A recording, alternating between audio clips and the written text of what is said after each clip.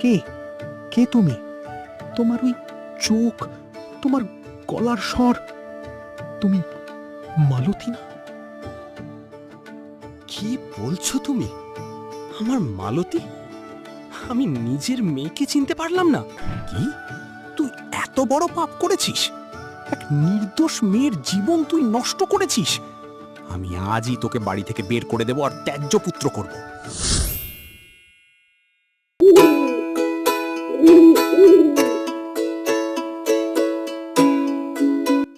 শান্তিপুর নামক এক ছোট্ট গ্রামে বাস করত মাধব নামের এক গরিব মৃৎশিল্পী।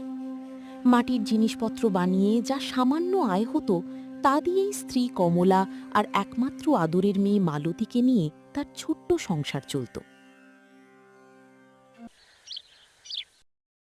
কিন্তু হঠাৎ করেই একদিন মাধবের শরীরে বাসা বাঁধে এক অজানা জ্বর। কমলা, ও কমলা, সামনেই তো হাটের দিন। মহাজনের এতগুলো মাটির হাঁড়ি আর কলসির অর্ডার। আমি যদি বিছানা থেকে উঠতে না পারি তবে মহাজন তো আমাদের অগ্রিম টাকা ফেরত চাইবে। ঘরে যে খাওয়ার মতো এক মুঠো চালও অবশিষ্ট নেই গো। দরজার আড়াল থেকে বাবার এই অসহায় কথাগুলো শুনছিল মালতী। বাবার কষ্ট দেখে সে আর স্থির থাকতে পারল না। চোখে মুখে এক দৃঢ় সংকল্প নিয়ে সোজা ঘরের ভেতর ঢুকে এলো। বাবা, তুমি একদম চিন্তা করো না তো। তোমার শরীর খারাপ, তুমি এখন শুধুই বিশ্রাম নেবে। মাটির হাঁড়ি আর কলসি সব আমি বানাবো। তুই? কিন্তু মা, ও তো অনেক পরিশ্রমের কাজ। নদীর ঘাট থেকে এঁটেল মাটি কেটে আনতে হবে, সেই মাটি ছানতে হবে। তুই পারবি না মা। শোনো, তুমি মিছিমিছি চিন্তা করছো। আমাদের মালতী এখন অনেক বড় হয়েছে। তোমার পাশে বসে সে তো মাটির কাজ ভালোই শিখেছে। আজ ওকে একবার সুযোগ দিয়েই দেখো না। হ্যাঁ বাবা, তুমি একদম ভেবো না। আমি এক্ষুনি বিনাকে ডেকে নিয়ে নদীর ঘাটে যাচ্ছি। আমরা দুজন মিলে ঠিক মাটি কেটে নিয়ে আসব। তুমি শুধু একটু ঘুমিয়ে নাও।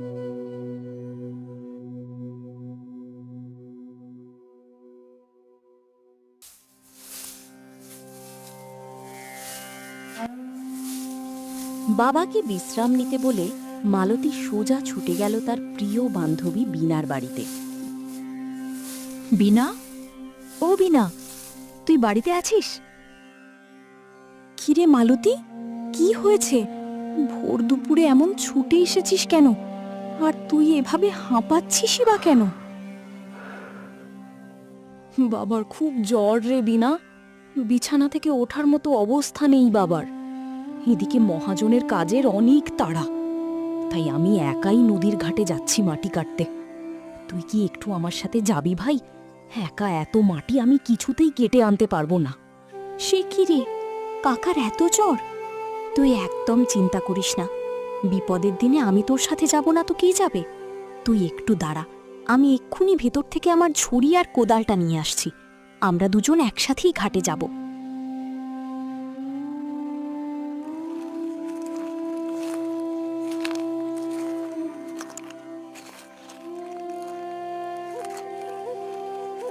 বাবার কষ্ট দূর করতে মালতী তার বান্ধবী বিনাকে নিয়ে নদীর ঘাটে চলে আসে মাটি সংগ্রহ করতে। কিন্তু তারা জানতো না সেখানে আগে থেকেই ওত পেতে আছে গ্রামের জমিদার বাড়ির বখাটে ছেলে রতন আর তার দলবল। আরে বাহ, এত সুন্দর দুটো মেয়ে নদীর ঘাটে একা একা মাটি কাটছে। তা বলি, ও সুন্দরী, এত কষ্ট করার কি দরকার? চলো আমাদের সাথে একটু গল্প গুজব করি। তোমরা কারা? আর আমার রাস্তা আটকেছ কেন? আমাকে আমার কাজ করতে দাও, সরে যাও সামনে থেকে। রতন ভাই, মেয়েটার তো দেখছি অনেক তেজ। আমরা এত সহজে তোমায় ছাড়ছি না সুন্দরী। আজ একদম পেছনে যাও। তোমাদের এত বড় সাহস কি করে হলো আমার বান্ধবীর গায়ে হাত তোলার? একটা একা মেয়েকে পেয়ে তোমাদের লজ্জা করে না? ওরে বাবা, তুই আবার কে রে ফড়িং? তুই মাঝখানে আসিস না, নিজের কাজ কর আর এখান থেকে চুপচাপ কেটে পড়। ও আমার বান্ধবী, আর তোমরা ওর সাথে অসভ্যতা করছো। যদি এই মুহূর্ত থেকে তোমরা এখান থেকে না ভাগো, তবে আমি এমন চিৎকার করব যে গ্রামের সব লোক এখানে জড়ো হয়ে যাবে। এত বড় সাহস!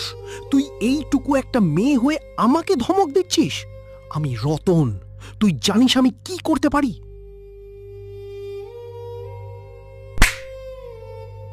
তুই তুই আমার গায়ে হাত তুললি? এই অপমানের বদলা আমি নেব। তোকে এই গ্রামে আমি টিকতে দেব না, মনে রাখিস।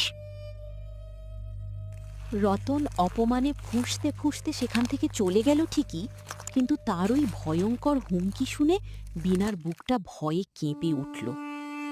কাঁদিস না বিনা, ওরা চলে গেছে, আমি তো আছি। মালতী, আমার খুব ভয় করছে। রতন খুব খারাপ ছেলে, যদিও আবার আসে, যদি আমাদের বাড়িতে কেউ জেনে যায়। শোন বিনা, আজ এখানে যা হলো তা বাড়ির কাউকে ভুলেও বলবি না। বাবা জানলে আর কখনোই আমাকে একা বাড়ির বাইরে বেরোতে দেবে না। চল তাড়াতাড়ি মাটি নিয়ে বাড়ি ফিরে যাই।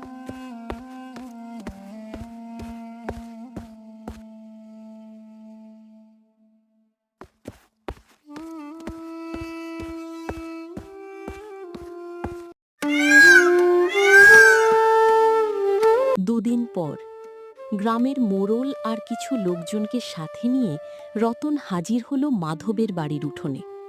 রতনের মনে তখন প্রতিশোধের তীব্র আগুন। মাধব কাকা, তোমার ওই গুণধর মেয়েকে বাইরে ডাকো, আজ ওর বিচার হবে। কি বলছো রতন বাবাজি? আমার মালতী কি করেছে?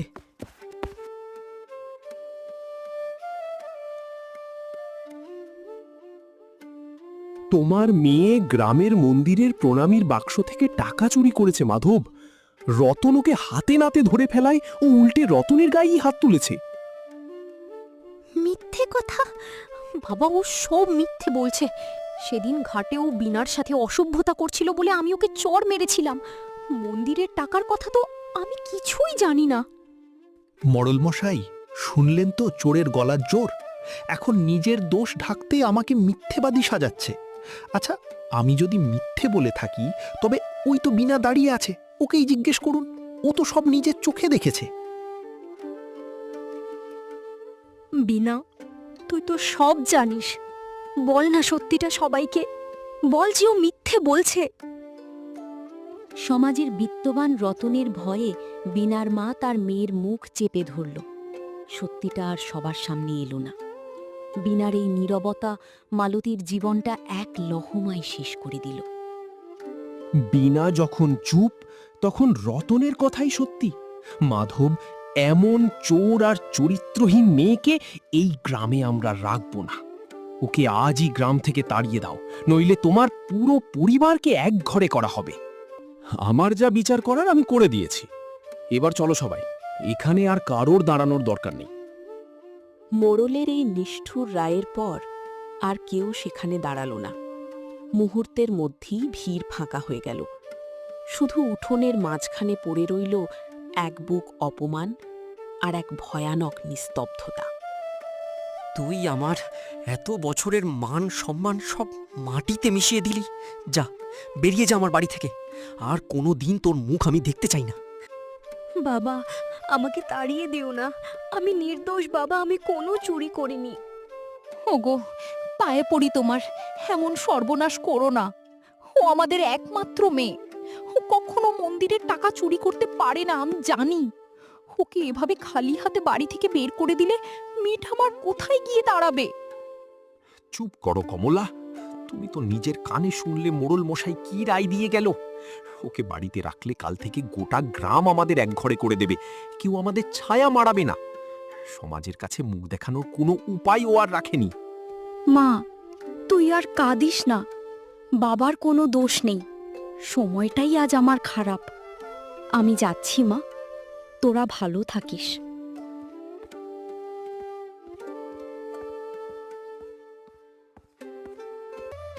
দেখতে দেখতে কেটে গেল 10টা বছর।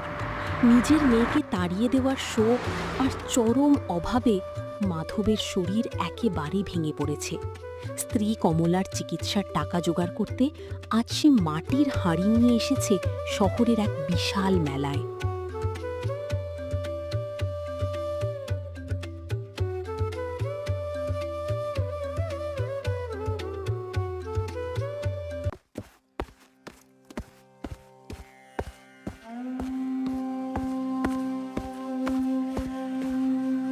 কি গো দাদু, এই সাধারণ মাটির হাঁড়ির দাম কত চাইছো?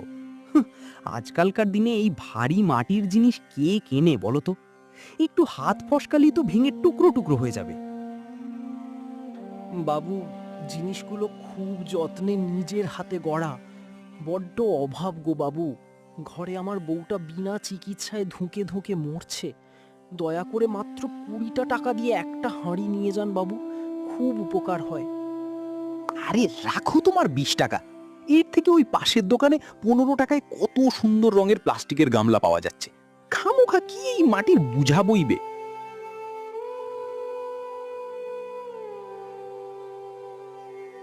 সকাল থেকে একটা বউনিও হলো না। আজ কমলার ওষুধের টাকাটা কোথা থেকে জোগাড় করব ভগবান? মেলার মাঝেই বাবার জীর্ণ দশা দেখে থমকে দাঁড়ায় মালতী। 10 বছর পর বাবাকে দেখে তার বুকের ভেতরটা ডুকরে কেঁদে ওঠে, কিন্তু নিজেকে সামলে নিয়ে সে বাবার দিকে এগিয়ে যায়।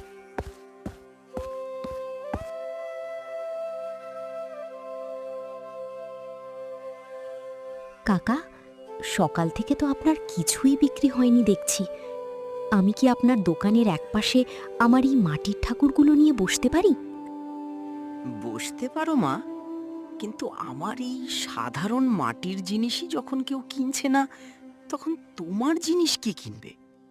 তা তোমার নাম কি মা? আমার নাম গৌরী কাকা।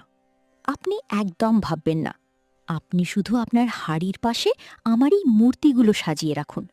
যা লাভ হবে তার অর্ধেক আপনি নেবেন।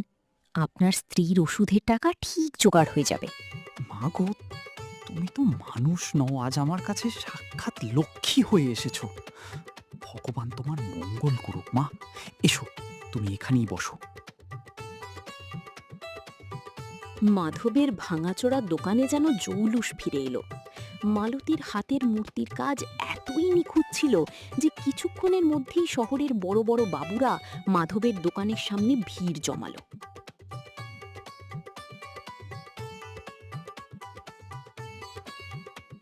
মা গৌরী, তোমার জন্যই আজ আমার কমলার ওষুধের টাকাটা জোগাড় হলো।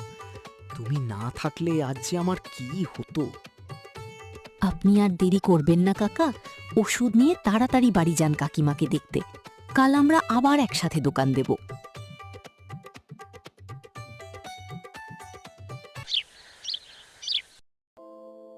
মেলার শেষে ওষুধ নিয়ে মাধব তাড়াতাড়ি বাড়ি ফিরে আসে।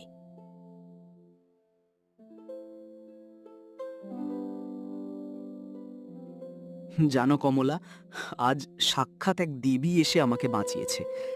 মেয়েটার নাম গৌরী। যাওয়ার সময় ও নিজের হাতে গড়া এই মূর্তিটা আমাকে দিয়ে বলেছে কাকিমাকে দেবেন। ওগো, এই যে আমার মালতীর হাতের কাজ। এই মূর্তির নকশা তো শুধু আমাদের মেয়েই করত। ও গৌরী নয় গো, ও আমাদের মালতী। আহ কমলা, তুমি আবার শুরু করলে। অসুখে ভুগে ভুগে তোমার শরীরের সাথে মাথাটাও দেখছি এবার খারাপ হয়ে গেল। কোথায় মেলায় দেখা অচেনা একটা মেয়ে গৌরী, আর কোথায় আমাদের মালতী? 10টা বছর কেটে গেছে। হতভাগী মেয়েটা আমার বেঁচে আছে কিনা কি জানি। তুমি খামোখা এসব আবোল তাবোল ভেবো না তো। ওষুধটা খেয়ে এবার একটু ঘুমিয়ে পড়ো।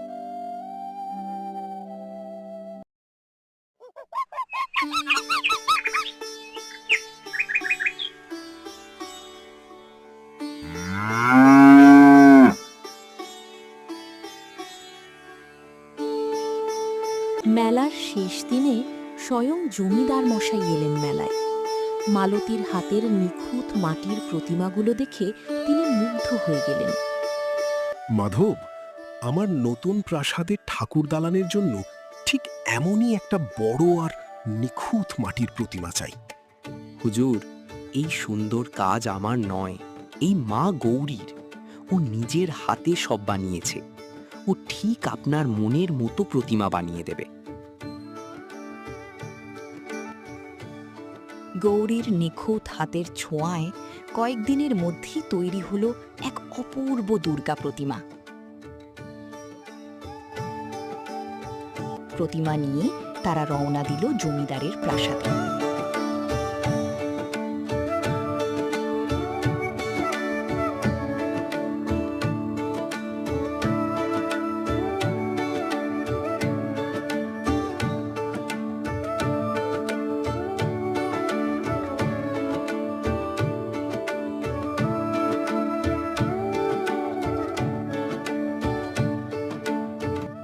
কে কে তুমি?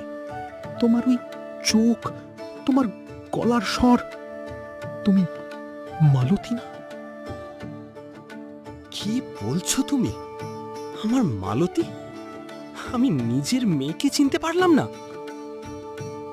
বাবা, আমাকে ক্ষমা করে দাও। এই সেই নির্দোষ মেয়ে যাকে 10 বছর আগে আমি চুরির অপবাদ দিয়ে গ্রাম ছাড়া করেছিলাম। আজ আমি বুঝতে পেরেছি, ওর জীবন ধ্বংস করার জন্যই ভগবান আমাকে পথ দুর্ঘটনায় পা ভেঙে পঙ্গু করে এই চরম শাস্তি দিয়েছেন। কি? তুই এত বড় পাপ করেছিস? এক নির্দোষ মেয়ের জীবন তুই নষ্ট করেছিস? আমি আজই তোকে বাড়ি থেকে বের করে দেব আর ত্যায্য পুত্র করব। না জমিদার মশাই, ওকে আর কোনো শাস্তি দেবেন না। ও নিজের কৃতকর্মের ফল পেয়ে গেছে। আমি ওকে ক্ষমা করে দিয়েছি। মারে, তুই আমাকে ক্ষমা কর। আমি তোর জন্মদাতা বাবা হয়েও সেদিন তোর কথাই বিশ্বাস করিনি। আমাকে তুই মাফ করে দে মা। তুমি কেঁদো না বাবা, আজ তো সব কালো মেঘ কেটে গিয়ে আবার রোদ উঠেছে। চলো, মা আমাদের জন্য অপেক্ষা করছে। জমিদার মশাই মালতীর সততা আর বিশাল মন দেখে তাকে নিজের কারখানার প্রধান শিল্পী হিসেবে নিয়োগ দিলেন। দীর্ঘ 10 বছর পর মালতী তার বাবা মাকে নিয়ে নতুন করে সুখে জীবনযাপন শুরু করল।